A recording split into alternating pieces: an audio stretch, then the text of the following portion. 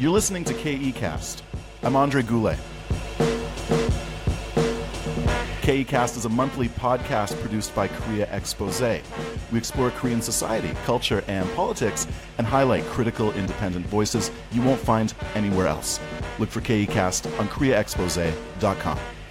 On this episode,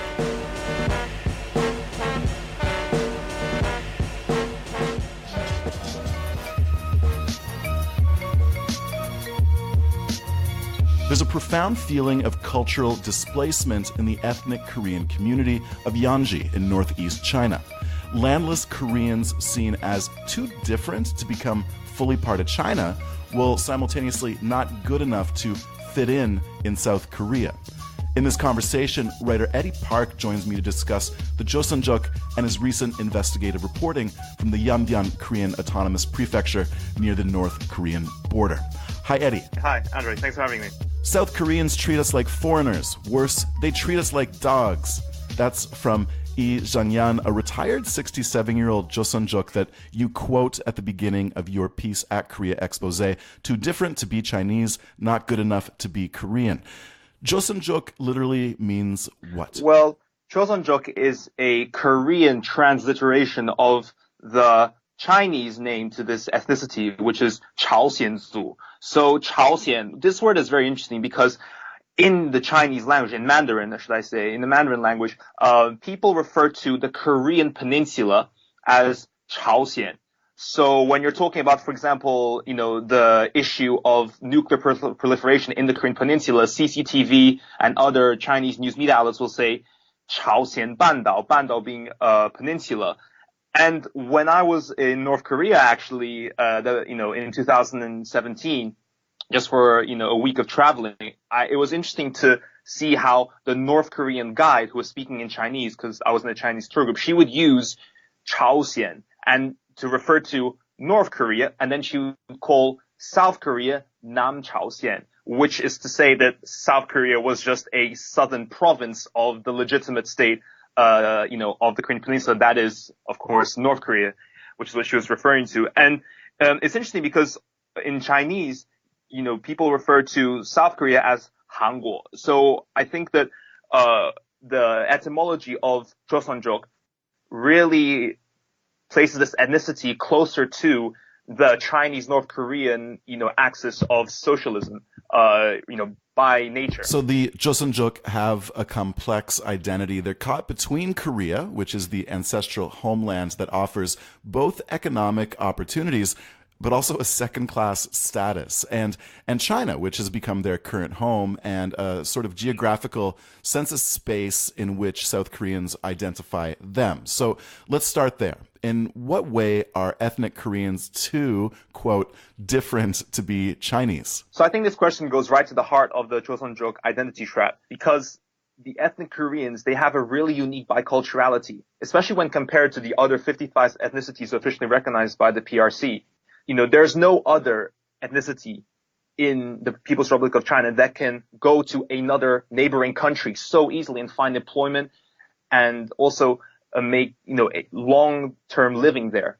And I think that because of that mobility, and because of the frequency with which the Joseonjok, they move to South Korea and spend time there, it leads to that feeling of displacement, when they come back. And this is an observation that I was able to make from being in Yanbian that I don't think a lot of people who research the Joseonjok have, often pointed out, which is that there's a big difference between the Joseonjok who've stayed in Yanbian and the Joseonjok who've been to South Korea and then come back. And what happens is the Joseonjok who always stayed in Yanbian would, for example, Mr. Piao, which is one of the people I interviewed in my article, he and his wife observed that, all these people coming back from South Korea, they become more selfish, they become more competitive, they become more savvy with their money, but they're just different people to, when they first left Yanbian. And I think what this shows is that because the ethnic Koreans are so tightly connected to the Korean peninsula, and they in large part spend significant amounts of time there, that just means that they kind of have sometimes a hard time in understanding, okay, who are we actually? Are we, citizens of China, or is this just an actual, sort of marriage of convenience? And are we actually still really Korean? Back to the restaurant in Yanji where your piece begins. Lee Jung-yan's pretty riled up. He's drinking soybean paste liquor. What's that like? Is it potent? I think it's great. I mean, it's easy to down like soju, the soju that we most people drink in South Korea, but it's much more rooty. It's kind of like soju mixed with some ginseng, and it's not as clean as soju, and so I think that it was harder to sort of get used to. But I think at the time I had to drink with Lee Jang-yan and his friends because they were offering it to me, and they are 40 years older than me, and I felt that if I wanted to get them to talk, then the best way was to just kind of follow their lead and pretend that everything that they were giving me was, out of this world and extremely delicious. And the restaurant that you guys were hanging out in, you describe the city of Yanji as distinctly bilingual and bicultural. So help us imagine that. What's that like? Oh, it's wonderful. As somebody who studied Korean and Mandarin for a long time now, it was very fascinating to arrive at a city where basically every shop front, every sign has the Chinese character and the Korean Hangul written on it. And visually, it's very appealing.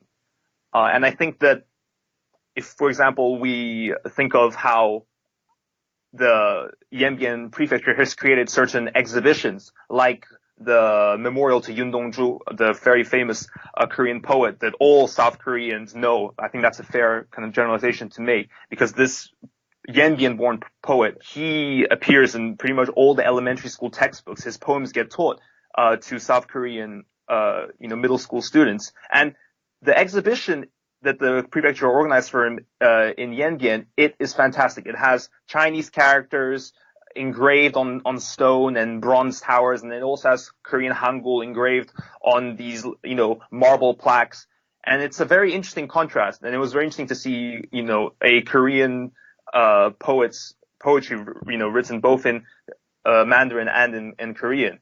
And lastly, and I think this is the most controversial, is that there was a lot of CCP propaganda around Yanbian written in Korean. And all I could think of was, what if you take your stereotypical conservative sort of 50-year-old South Korean man, the kind of man that he may spend 2 or 3 days in front of the American embassy, holding those signs that say "Let's bomb North Korea." I mean, you know what I'm talking about. And what would he say, or how would he react if he went to Yanbian and he saw all this propaganda, sort of glorifying the 12 core values of Chinese socialism in his native tongue? I think, he'd probably go berserk. And so that was just interesting, to think of how would South Koreans react to seeing their language used for the purpose of socialist propaganda. Interesting. So E points to a couple fellow retirees at the restaurant, and he says, "There isn't one of us who hasn't bought a couple of houses here in Yanbian. We made all this money, but South Koreans still look down on us." So I want to know what this means in practice. Like, there's not a lot of South Korean investment in the Autonomous Prefecture of Yanbian, or does he mean that Joseonjok can't get any respect when they actually visit or live in South Korea, or what? I think what he meant to express was that South Koreans just assume that Joseonjok are poor. Because otherwise, why would they come to South Korea and do these manual labor jobs that South Koreans, dread of having to do? And what was interesting about Lee's perspective is that what he was trying to say was, well, hang on a minute. You South Koreans hardly ever come to Yanbian and don't see how well we live after we've spent all those years, working in factories or in restaurants, in South Korea. And so Lee just felt sort of aggrieved because, I mean, what I'm doing is making me rich. It's making me much richer than my friends and colleagues who decide to just stay in Yanbian. And I've been able to buy an apartment for my kids as well. And it's all because I went to South Korea and did these menial, manual labor jobs that you people think implies that I'm poor. And I think that's what he was trying to say. So going back for a sec, Yanbian has the highest concentration of Joseonjok in China. There's like 2 million Joseonjok nationwide. And is this community economically integrated at all with North Korea? What's that border like? That border is very interesting because before 1992, when South Korea did not have diplomatic relations with the People's Republic of China and recognized Taiwan as the legitimate government of the whole Chinese territory, the Joseonjok community was very strongly economically integrated with North Korea. You had, lots of North Korean businessmen coming into China and vice versa, actually, because when the Cultural Revolution happened in 1966 to 1976, China was in dire straits. Mao Zedong, he was trying to collectivize the whole economy, and he was really cracking down on the insurgent capitalistic traits of the Chinese economy, which meant that the Joseonjok living in Yanbian, that they felt that, okay, our businesses are no longer profitable because you're not allowed to effectively run a private business here. And so they actually moved to North Korea, which at the time, between 1966 and 1976, was still more developed and it still had a larger GDP than South Korea. But this was all in the past because after 1992, a radical shift happened because South Korean businesses started to flow into Yanbian, and more importantly, the Chosun-jok of Yanbian, they started to always think of South Korea as the place to go and not North Korea. And it's interesting because Reuters, they wrote an article in 2013 which talked about how there have been delegations of North Korean officials since 2010 coming to Yanbian and trying to meet up with, commercial, leaders of the Chosun-jok community and getting rejected by them because the Chosun-jok community says, well, I'm sorry, but I don't think that business with you guys is going to be profitable. We'd rather just stick to the partnerships we have right now with the big South Korean corporations. And so I'd say that right now, the economic integration, it's getting smaller by the year. With that said, what I did see with my own eyes when I was in Yanji was that there are still quite a few music schools, in, the capital of the Chosun-jok. These music schools are run by music teachers, North Korean music teachers, especially sent from Pyongyang. There are still restaurants, which is also something that you find in Dandong, which is another Chinese city on the border with North Korea.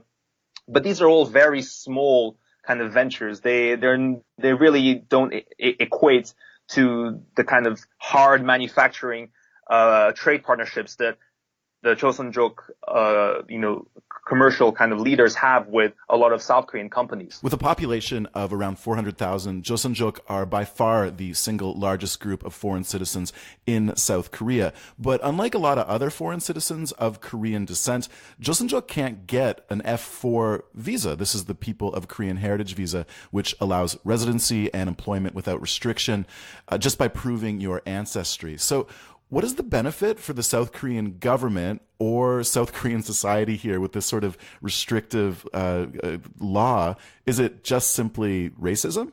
And what does it say about how South Koreans view China? I think that the main reason for this law is that the South Korean government fears an ideological contamination from unrestricted immigration coming from Yanbian, because given that the People's Republic of China has recognized the Joseonjok as its own ethnic minority, and also because the Joseonjok have never really displayed resistance or displayed revolt against the CCP, and as we all know, the CCP was the ally of North Korea in the Korean War. It was the reason why, the South Korean, American, UN army didn't manage to unify the whole peninsula, back in when was it, like 1955. And so what I think is meant in that very strange law is that by preventing Joseonjok from getting that F4 visa, what the South Korean government does is it forces Joseonjok to constantly move from South Korea back to Yanbian, back to South Korea, and then back to Yanbian. And I think it really is to prevent some sort of, I guess, spy network or some sort of lobby that could be leveraged in South Korea for the interests of Beijing. And I think it's interesting because it really shows that there are some remnants of those ideological schisms that were so sharp and obvious in the 50s and in the 60s. And in this particular case, that's still playing a really huge influence, in my opinion. A 2015 survey from the Korea Research Center showed that 6 out of 10 South Koreans in their 20s and 30s viewed Joseonjok as poor, badly mannered, or to be on guard against. And a lot of this cultural xenophobia comes from South Korean media and entertainment. Isn't that right? Yes, I agree. Just last year, August, there was a small Chosun-jok protest in Daerimdong, which is the Chosun-jok neighborhood of Seoul. And what they were protesting against was the release of the film Midnight Runners. Because this film, it's a kind of action comedy film, and what it does is it depicts two young male cops who kind of have a hard time, doing their job, and they run into these villains who are Chosun-jok. And it also portrays the Chosun-jok as criminals. There's a scene where the Chosun-jok, they are part of this kind of gangster circle, and they kidnap runaway teens to then sell their organs. And I kind of understand why the Joseonjok in Daerimdong would protest against this, because this movie was a hit. In a month, it had more than, 6 million views in South Korea. And I think that this isn't just a one-off case. I mean, in 2010, in the film Yellow Sea, the main character is a Joseonjok assassin, which is just very unlikely. It really doesn't reflect reality, but that's what the plot chose. And then 5 years later in the movie Chinatown, again, there's the Joseonjok gang selling human organs, which may be why Midnight Runners also decided to present Joseonjok as engaging in those kinds of illicit activities. And so I agree. I think that these kind of big films that get exposed to millions of South Koreans really doesn't help with improving the perception that South Koreans have of the Joseonjok. Wow. Okay. In your piece, you speak with Jin Xuanjing, a 40-year-old Joseonjok woman who runs an Airbnb business in Yanji. And although she speaks only basic Korean, she's eager to share her 15-year-old nephew's bilingual abilities with you. So Jun Chunlai explains to you that he and his buddies often use Korean and Chinese together in their daily speech. So what does that kind of language mashup sound like? It's very interesting because, as you know, Korean, it's it doesn't have any tones, added to it. It's not like Chinese. Chinese is a tonal language, and Korean can be very flat sometimes, except for the inflections that you add. For example, 나 이거 하고 싶었어, but there's no actual tone. It's not like Chinese, where if you don't respect the tones, then the word that you say is going to have a different meaning. And so to hear this 15-year-old combine the two together, it sounded very cool, but at the same time, it was very disconcerting, because he said that when, for example, his friends, they want to get a taxi back home, they, instead of saying, 우리 택시를 타자, which would be, standard Korean, they say, 우리 추주차를 타자. So you can see, he uses the Chinese or the Mandarin word for taxi, which is 추주차, and 추주차, it's one of the favorite words for beginner level Mandarin students, because it has 3 neutral tones. So it's chu zu che, and so it sounds almost robotic. And so he combined that chu zu che with 우리 택시를 타자. It's like using a very flat kind of language and then suddenly, jumping to a very high-pitched voice. And I think that was just I laughed when I first heard it. But it's great. It was very interesting to hear. And it wasn't just this 15-year-old who's speaking, this kind of mixed, Korean Chinese lingo with his friends. Adults also do it as well. There was one day where I went for a walk in the city and I saw a Chosun-jok hospital, and I thought that was very interesting. And I walked in and I tried to sort of somehow get an interview with one of the doctors, and he was having none of it. He was like, you're a nuisance, please go away. And the way he said it was, 지금은 시합할 시간이라서. So he said, well, right now in Korean, and he said, it's, it's the time when we get off work, and that was said in Chinese. So, and then he went back to Korean, and I think these changes, it just really shows how unique the Joseonjok's culture is. Yeah, and you call this kind of language synthesis one of the testimonies to the relatively cooperative relationship between the Han-dominated Chinese Communist Party and the Joseonjok. And in the 1920s and 30s, thousands of ethnic Koreans joined the communists, anti-Japanese forces, and thousands more fought with them against the Kuomintang, the Chinese Nationalist Party of Chiang Kai-shek, in the late 1940s. Tell us more about that historical relationship. So the ethnic Koreans in the 1920s, you really can't call them Joseonjok.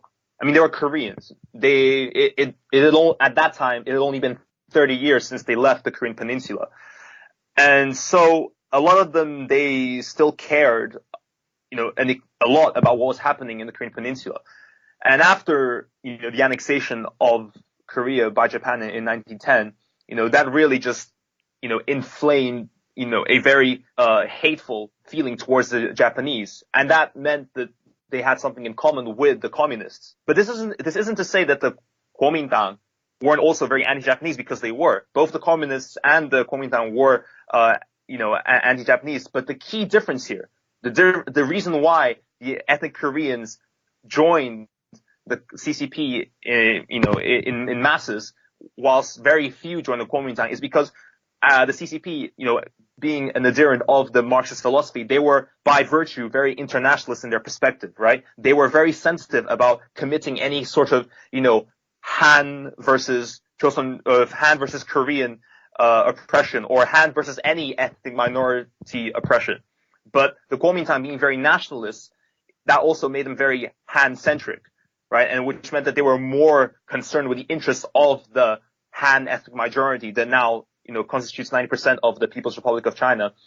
Whilst the communists, being well-read in Marxist internationalism, they were sort of more aware that, okay, right, we can't treat this ethnic minority as if they are subordinate to us, nor can we ignore, their culture, because then we would be no better than the Japanese imperialists.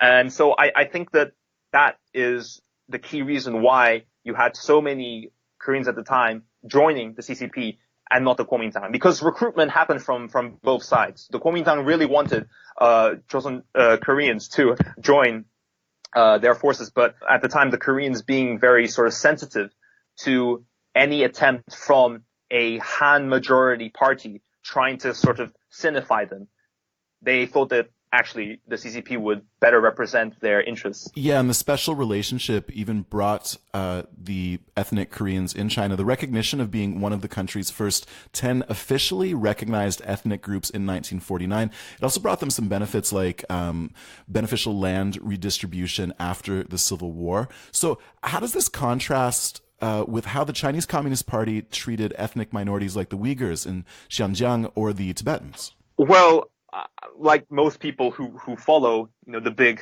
Western news media outlets like The Guardian, the New York Times, the Washington Post, it's very sad to see what is happening to the Uyghur population in Xinjiang, because right now they're facing mass persecution from the CCP. There's no other way to put it.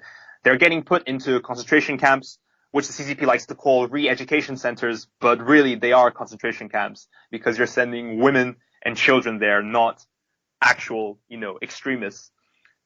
And I think Tibet is a similar situation. The CCP has, for decades now, implemented really restrictive, sort of disciplinary policies on, Tibetans who argue for the independence, of that region, as well as, sending, thousands and thousands of PLA soldiers to guard every Buddhist temple that there is. And that has obviously led to a lot of self-immolations, hundreds in the past decades, from Tibetan monks. But then when you look at the way the CCP relates to the Joseonjok now, it's completely different. It's the opposite. I mean, the CCP, what it effectively does is it props up the Chosun-jok, or at least the Yanbian prefectural government, it props up the Joseonjok of Yanbian as being a model ethnic minority. I mean, I was very astonished to find that in 1994, the CCP, one of the CCP's most powerful leaders at the time was Jiang Zemin, who would go on to become the chairman of the whole party 4 years later. He created this award, which is called the Model Ethnic Minority Award. And in the first edition, he awarded it to none other than the Joseonjok. And they went on to win it another 5 times, which is, it's just very indicative of how the CCP expects its ethnic minorities to behave, which is don't cause rebellions, don't talk about independence, don't, engage in any kind of religion, just be very hardworking, secular, dedicated citizens, just like the rest of the Han. The contrast of being a model ethnic minority in China and being a teen kidnapper and maimer in South Korea is kind of informative. Officially sanctioned historical narratives focus on memorializing the legacy of the Joseonjok, or the ethnic Koreans who died fighting for China as soldiers of the People's Liberation Army. So what is the Joseonjok perspective on that kind of historical erasure? What's very interesting is that it seems from the sort of 20 or 30 people that I interviewed specifically on this issue is that they're okay with it, actually. They're really okay with it. In fact, they will go out of their way to ignore a historical fact in order to say that, oh, we Joseonjok are Chinese, we are not Korean. Because nowadays, a lot of Joseonjok, especially from, the older generation, so above, I say, the age of 40, they have a strong sense of resentment against South Korea. Because, a lot of their family members, maybe even they themselves, have suffered discrimination in South Korea. Which means that then when they come back to Yanbian, they have a stronger sense of nationalism towards China and the Chinese state. And this is something that Christopher Denny talked about in his article written for The Diplomat. And it's very interesting because what I mentioned previously about the distinction that has to be made between the ethnic Koreans in China before 1949 and after 1949, 1949 being when the People's Republic of China de facto, came into being, is ignored by the Chosun-jok because they don't want to say that before 1949 we were Koreans and after 1949 we were Chinese, because that's too complicated. That can, when you're teaching history to the Joseonjok, it's in Joseonjok, children and middle school students, it doesn't really work to say that, okay, after 1949 we suddenly all became Chinese and we're no longer Korean. And so in order to simplify that, what happens is a historical erasure where from 1910, it seems, it's very vague, and I think it's deliberate. It's from 1910, maybe the 1890s, the Joseonjok start to get referred to as Chinese, which is a huge historical inaccuracy. But it's necessary because, you don't want to, firstly, you don't want to annoy, the CCP by saying that, no, we were originally Korean and then, the Chinese state englobed us and made us become Chinese citizens, because then it sounds like you're sort of, condemning the CCP in some way. But at the same time, because you have, a lot of Joseonjok, they have this resentment against, South Korea, they will say that, for example, Yoon Dong-ju, the poet that all South Koreans, at least, South Koreans above 50, they all, revere, and adore. This Korean poet is Chinese. He's Chinese. And this was the curator of the Yoon Dong-ju exhibition, located in a ethnic Korean middle school in Longjing, which is a town close to Yanji. He said it. He said, oh, South Koreans, they come here and they, they unfurl the Taegukgi, the South Korean flag in front of, the Yoon Dong-ju Memorial as if he's South Korean. He's not South Korean. He's Chinese. Well, what are they talking about? And when he says it with, a lot of bitterness. And I think that sort of in a way encapsulates how Joseonjok nowadays, a lot of them, because of the discrimination that they're suffering in South Korea, that in a way distorts their perception of history. Yeah, one of the guys you interviewed was pretty disdainful about what he saw as a sort of condescending rhetoric coming from South Korea towards ethnic Koreans overseas. For instance, the South Korean government publicly assumes that all overseas or out of country ethnic Koreans want to return to the motherland. And 51-year-old Piao Zhengguan suggests that that's not an entirely accurate conception. So what was his perspective about that kind of Korean nationalist rhetoric? He thinks it's incredibly condescending. And the way he talked about it was, 대한민국? Really? They call it 대한민국? And what this means is, the official name of South Korea is, the Great Republic of South Korea. Obviously, it's too long to always say it out in full. But what he was sort of mocking was this notion of the Republic of South Korea being great. He was saying, firstly, your territory is small. It's smaller than, a Chinese province. And secondly, I think that because Mr. Piao, being somebody who identifies himself as an uprooted Korean, he's one of the few people I talked to that didn't have this idea of I am Chinese first and Korean second. That's a conception that I found, for example, in that museum curator that I just mentioned, where he's resentful towards, South Koreans. So he says, no, we're Chinese, all of the Chosun-jok in Yanbian since God knows when, they're all Chinese. But Piao, he is just more of a uprooted Korean. He is a Joseonjok who feels that I can't really say that, China, any conception of the Chinese polity is my own identity. But I also feel that, the way the South Korean government, sort of lays claim to the idea that they are the only representative of the Korean polity, right, is very arrogant. Because what Piao, I think, was trying to suggest, I mean, we didn't engage in academic debates, but if I were to infer from his words, like what conception of sort of the Korean population he had, I think he meant to say that, the South Korean government just happens to be a state occupying half of the Korean peninsula, and it has a mostly Korean population. But there is another state, that has sort of the same nature. It occupies another half of the Korean peninsula, and it also has a mostly Korean population. And there's also a prefecture who has had a Korean population for a very long time.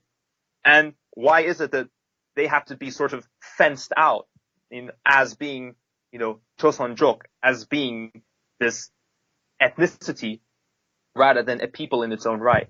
So do you see this idea of Joseonjok identity, this notion of China first, Korea second, changing at any time in the future? I mean, I can see the notion of China, of Chinese culture, Chinese nationalism, of loyalty to the CCP becoming ever more dominant in the minds of the generations to come, of the future generations of Yanbian's Joseonjok.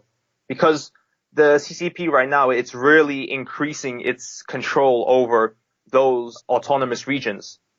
Autonomous region being a region where there's a significant percentage of the population that is an ethnic minority. And this includes Yanbian. It doesn't matter if Yanbian has been awarded the Model Ethnic Minority Award, 5 times, 6 times. It doesn't matter. The CCP is always on guard, especially with, the extremist attacks that happened in 2010 that have justified, the persecution of Uyghurs in Xinjiang.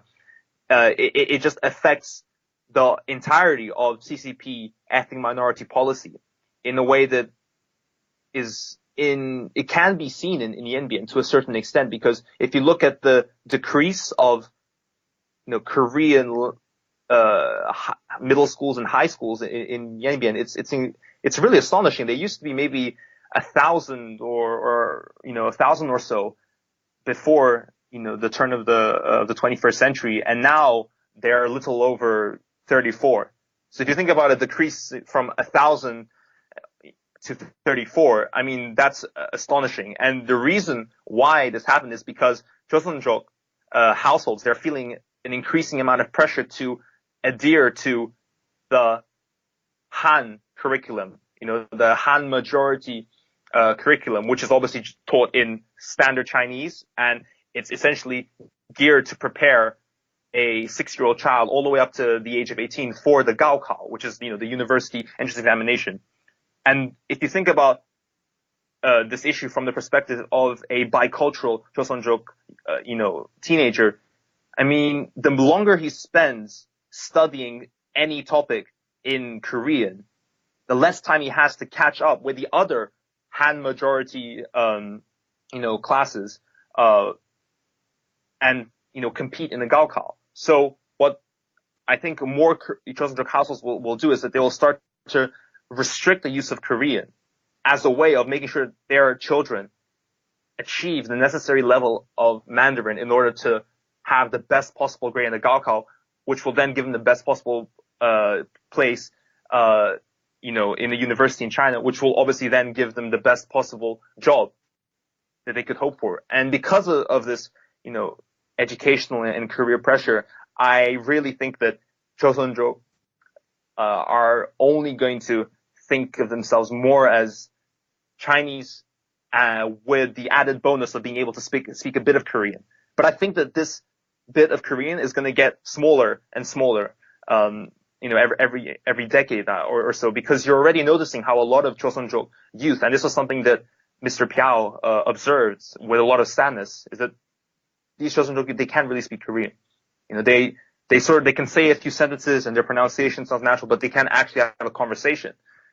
But it's funny, the best Joseonjok students in, Yenji's high schools, they seem to have the worst Korean. This was something that Mr. Piao sort of, said, that he himself experienced. And I think because of that, this notion of China first, Korea second, it's only going to become more skewed, towards the, Chinese state and towards, Chinese culture and towards Chinese language, and gradually just leave behind, Korea and Korean culture.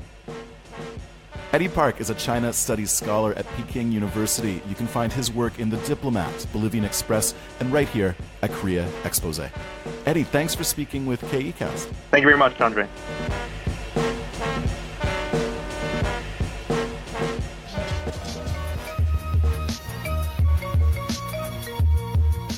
That's KEcast for this month. This episode was produced by Korea Expose. I'm on Twitter at Andre Goulet, and follow us at Korea Expose. Korea Expose is an online multimedia startup featuring underreported and critical perspectives from Korea. Find new episodes of KEcast on iTunes and YouTube and at koreaexpose.com. Music on this episode is from Creative Commons. Check back wherever you found this podcast in early December for the 5th and final episode of the 2nd season of KEcast. Until then, I'm Andre Goulet. Thanks for listening.